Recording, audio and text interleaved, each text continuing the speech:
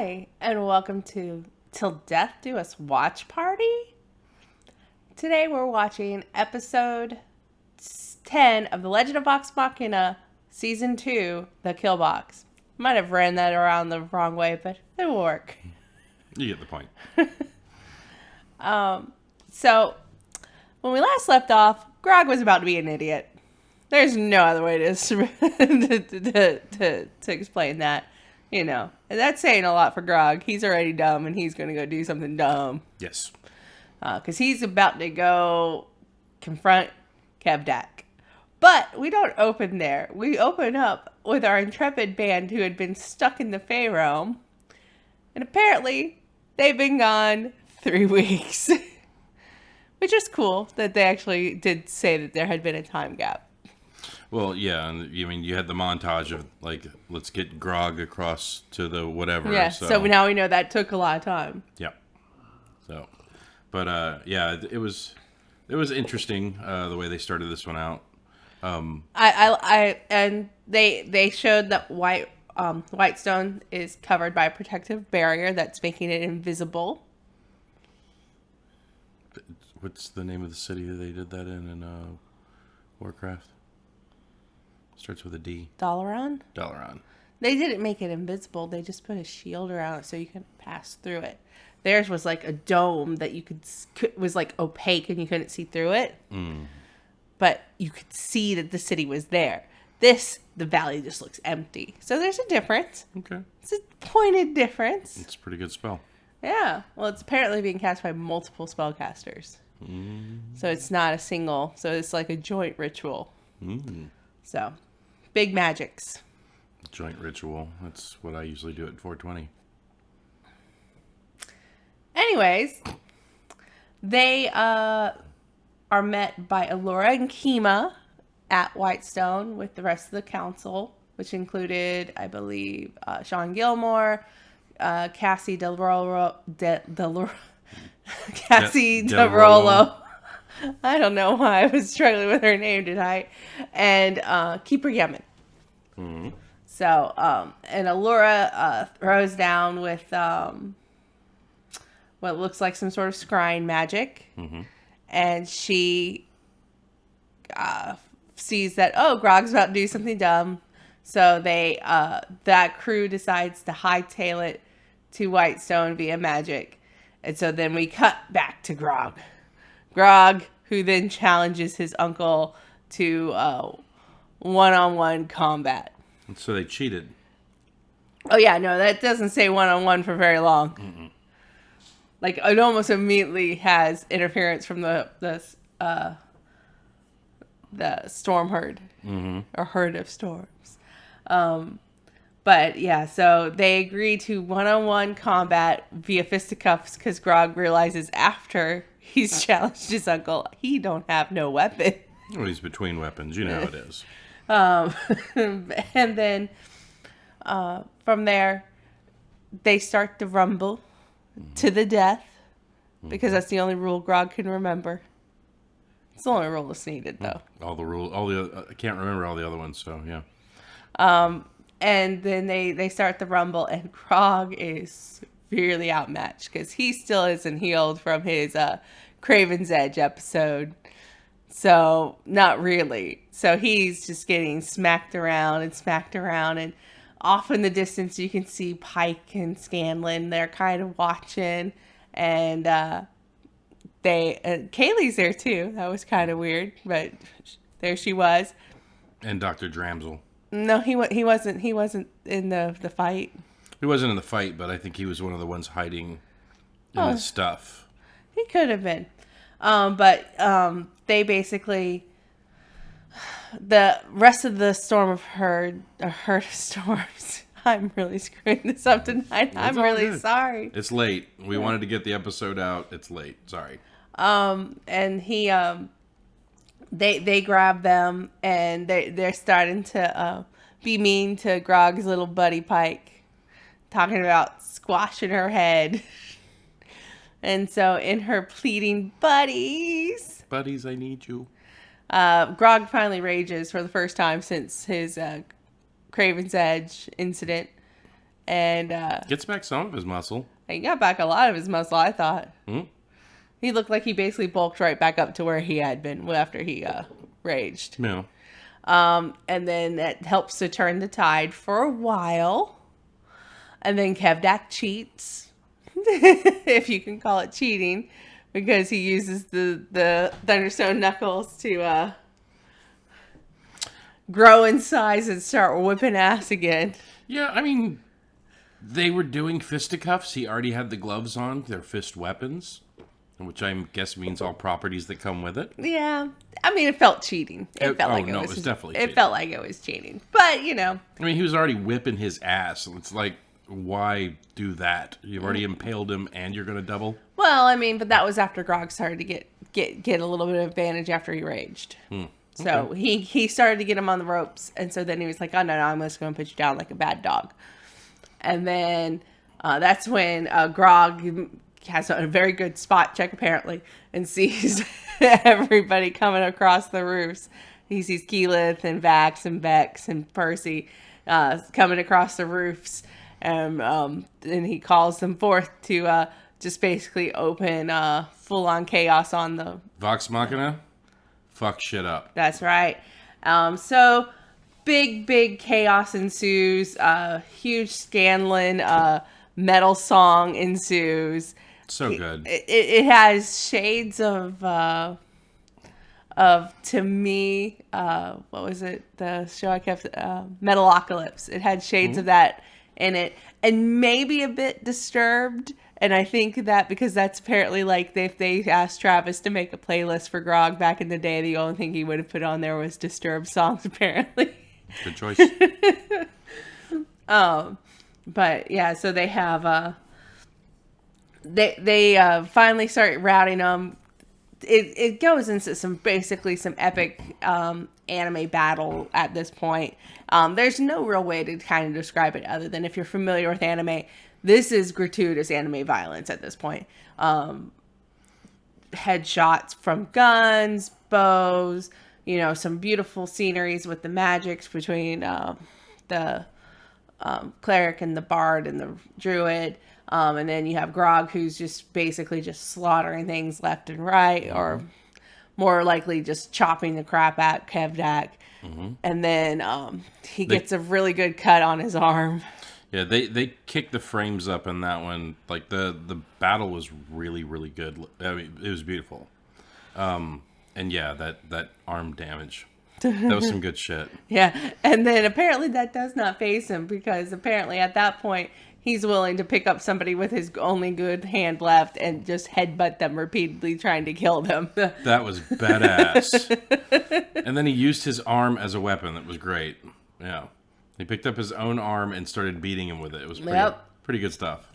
So that really didn't slow him down. And then you get the Pokeball moment with Grog, where Vex unleashes Trinket just so she can grab up Grog, and she basically tosses the locket up into the air, and Grog comes shooting out at warp speed and then basically just clears him in half. And I don't know if I was reminiscent of like Vampire Hunter D or Kira in the moment, as you're just seeing the body split down like that was some old school anime kind of throwback in the way that it looked. The way it reminded me of, what it reminded me of was The Thing, when the doctor was getting consumed. Yeah, but I'm going for anime references. Yeah. Like, they've done that in countless animes where the guy is like cleaved in twain from like shoulder to groin. But the way that he was like, you know, way the lean and the big V in the middle, I couldn't help but think of like the doctor and the dude on the table, how they were like separated. Kind of neat. But so they Vox Machina clearly wins after that. Grog is declared the winner, and technically he should have been the I think they called him the Thunder Lord. He had basically earned that right, but he decides to cede that title to Kevdak's son Sondor. Wait, that's not his name. Sondor, I think, was the guy in the tree. Figure out who his name was. Okay. Starts with an S. But his son, he nominates him because his son had stood up to Kevdak. Is it Zonroar? Zonroar, that's it.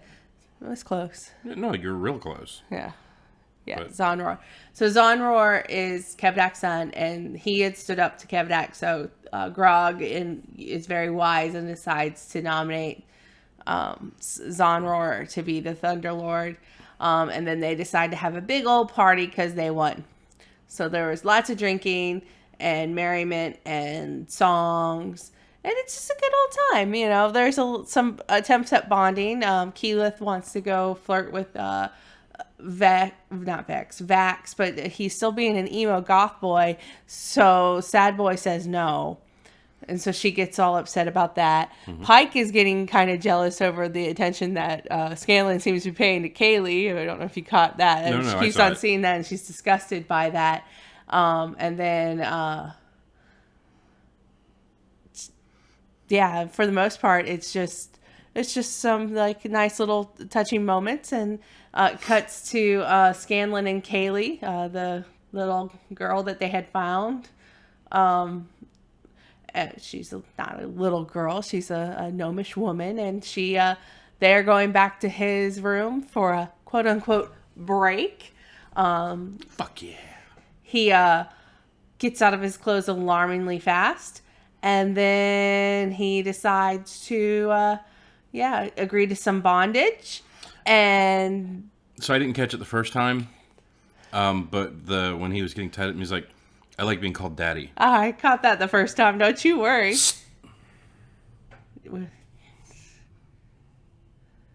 No, but I had totally caught the daddy thing. That was one of those things that, having watched the campaign one, I knew who Kaylee was the minute she got introduced. See, I didn't catch it until that. For you, noble viewers, Scanlan tells her, "Oh, you can call me Daddy if that's up your sleeve," basically. And then she jumps up on the bed, fully clothed, with a sword, and threatens to kill him because apparently that is her daddy. Wait, I'm Daddy? That was great. I love that. It was fantastic. And that was a moment that was not sure when they were going to slip that in originally. So when they introduced Kaylee, I knew they were going to go to that moment. And there's many reasons as to why I knew she was going to be in the show.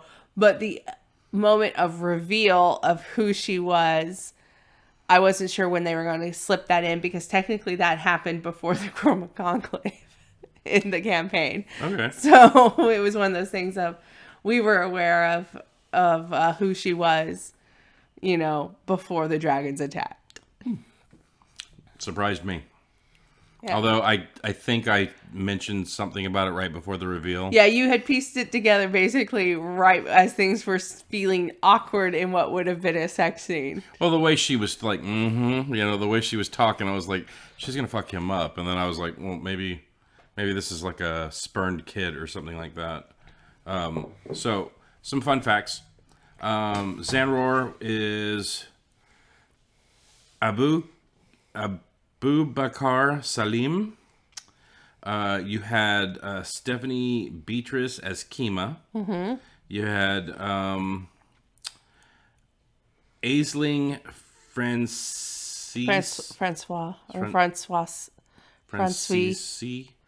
as Kaylee. Sorry, we're butchering your names. We know you watch the videos. Ralph Innocent was Kevdak. Which actually surprised me. I did not put that together until I just looked up his IMDb. I knew that Gina Torres was Keeper Yenin, but it surprised me that Allura was Adira Varma. Yeah, she was Allura in the first season. I didn't remember that. I did. Well, you're also talking to the person who asked you very nicely if we could watch the episode again, because I couldn't quite remember everything.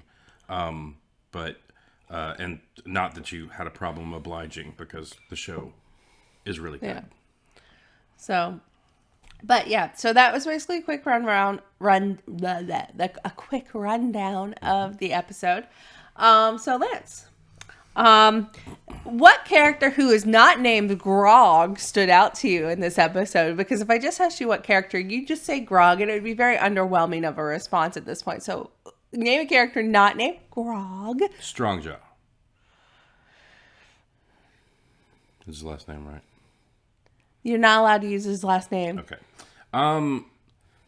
I believe the character that mainly stood out most to me, Pike. Pike? I like her and Grog's relationship. Mm-hmm. I think they're very cute. It reminds me of your Ellie and Bayan. Yeah. And I just think that's adorable without the pet names.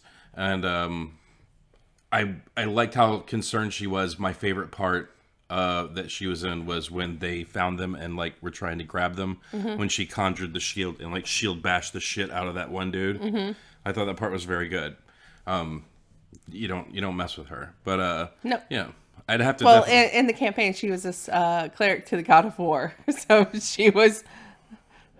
Well, then maybe that's why her everything is, all her weapons are always weapons. All her spiritual weapons are always weapons because she followed the tenets of a God of War. So I'm not sure. Well, maybe if that's the case, then maybe that's why whenever she heals, it's not like whoa. It's like whoa. It's always. Well, I think she's always tapped out by the time they're having her heal. Okay. I've always viewed that as them trying to figure out how to show that. Magic has limitations, so she's spent on energies. Basically, it's the way I've always viewed it. Okay, that makes sense. Yeah. But yeah, I thought that was really good. I think she's adorable. There's so many really great parts. Kevdak was pretty awesome as well. This episode is easily my favorite of the season so far. I really, really dug it. And I think, but we'll talk about that when we get to that episode. But yeah, no. How about you? Who stood out to you? I don't know that one person really stood out to me in this episode. You're allowed to say Grog. Yeah, I mean he was good, but I mean he didn't have a lot of great lines. Like, to me, his lines didn't really stand out.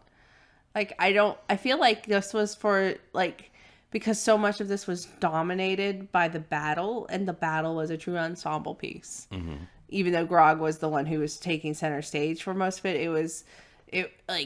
the music was the guitar, and it was so loud that you couldn't even hear the lyrics. So, like, to me, that almost took away from it because I would rather hear the lyrics a little bit more than just that heavy guitar. It reminded how heavy the guitar is. It reminds me of a track off of the Final Fantasy X soundtrack. Mm-hmm. And it's just like, it's hard to focus past it for me. Mm-hmm. So, like, I don't know that any one performance really stood out for me. Okay. I'm not saying that there were bad performances. I'm just saying that I don't know that any stood out. Well, like the entire time that like they were getting together and the fight scene, the whole fight scene was great. Yeah. Grog's scene was great. I loved that you had the moment of him getting impaled, and whenever he finally answered Groon's call, he didn't pull himself off the spike. He basically shattered it between his hands and then stepped off of it. I thought that, and then I would like to rage. Like, that was an epic rage. And I'm not usually big on the barbarians, but I love his character. Yeah, no, it's a good character. Yeah. But would you say his score is like a 6? His intelligence is a 6. He's like double dog then. Dogs are 3 usually. So he's double a dog, which I guess makes a lot of sense in retrospect, but yeah, no, it's I think this episode's going to be tough to beat. You have any other questions for me? Again, it's late. Yeah, it's late, and I'm not as prepared as I normally would be, and I apologize for that. You've watched the episode. You know what's up. You mean you kind of already hit on all the scenes too, so I don't feel like that. I feel like that would have been rehashing that. So the song was great. I'm sure by now, because all the episodes are out. If you searched hard enough, you could probably find the Scanlan song. I'm sure they're going to put out an album. Don't worry. Yeah. Well, I'm sure there's like a video on YouTube by now. Yeah. That has the lyrics and everything. It's just hard to hear it, and for me, I like to be able to hear the lyrics. Like the guitar was the main beat, and it really bothered me that I couldn't hear the lyrics very well. You know, I could do some of it.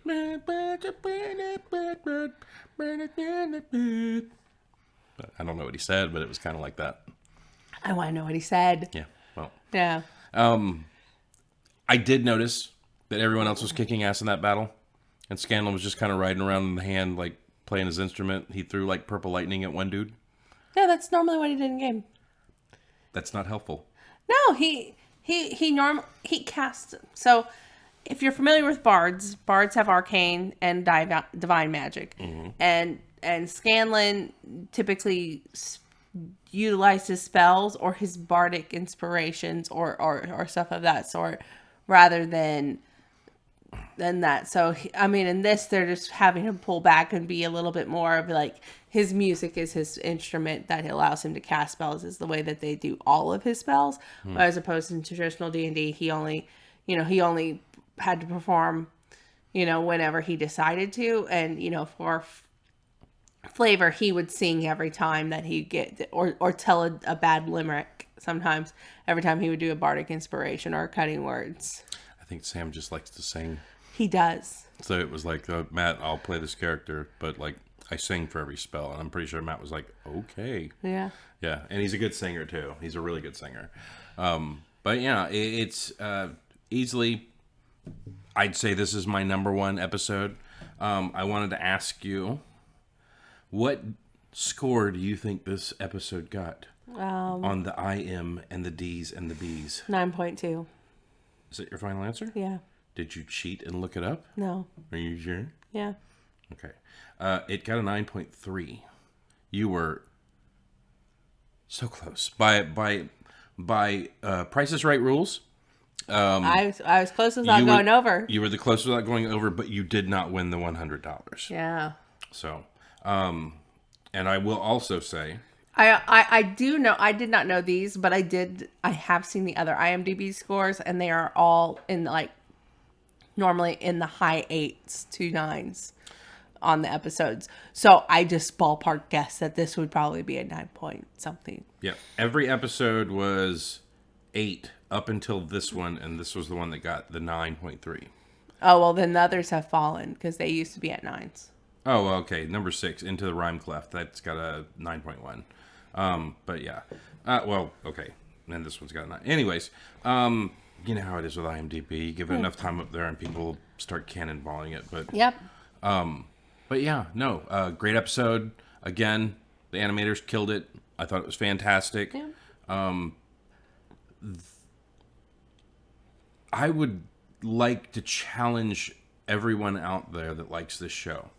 Find a friend that does not like role-playing or hasn't role-played and get them to watch a few episodes of this show and kind of give them an idea of like the theater of the mind's eye and what you could do with like collaborative storytelling at the table, what it can kind of look like. Because I think that's what I love best about this show. I know it's like their highlights, Yeah.